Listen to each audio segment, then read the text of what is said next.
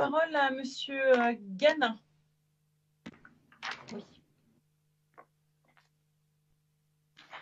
Oui, Madame la Présidente, merci. Oui, je vais essayer d'être dans le concret après l'idéologie en posant une question très concrète à Monsieur Martin. J'ai énormément de témoignages de jeunes dans des d'ailleurs niveaux de formation très divers, puisque aujourd'hui l'apprentissage ne concerne pas que des métiers, j'allais dire, de première de niveau relativement faible en formation, mais parfois ont un mal fou à trouver des stages, même non payés, gratuits, enfin de leur part, ce qui n'est pas normal, mais c'est vraiment une de stages qui avaient été promis par des entreprises de façon verbale, non contractuelle. Et lorsque le moment s'approche, les jeunes qui recontactent les entreprises en question, qu'ils avaient rencontrées après plusieurs entretiens, renoncent à cela parce qu'il y a une espèce d'inquiétude, d'alourdir, je ne sais pas, il y a certainement un climat de doute sur l'avenir. Et alors je sais très bien que c'est quelque chose de psychologique, je sais, et je sais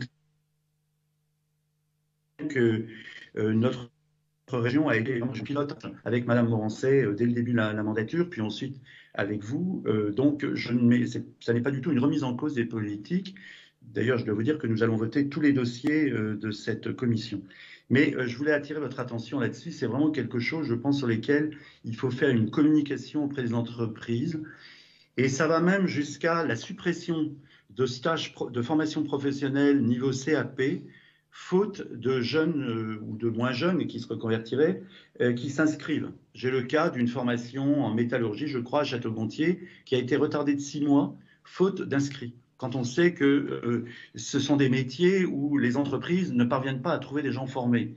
Et voilà, donc je voulais vous faire part de cela parce que ça me semble, c'est vraiment très concret, mais je crois que dans ce domaine-là, il faut vraiment être dans le concret et travailler à la fois l'opinion des chefs d'entreprise et peut-être aussi des jeunes, je ne sais pas. Mais c'est un vrai sujet qui est un énorme. Il y a toute une génération qui aujourd'hui est en train de perdre un an de sa vie. Et ce qu'il ne faudrait pas, c'est que, faute d'avoir eu un stage cette année, ils en attendent évidemment un à partir de l'année prochaine. En général, ils échouent à trouver un stage qui fait que du coup leur alternance n'est plus possible. Et c'est vraiment, ça ne touche pas que des cas minoritaires.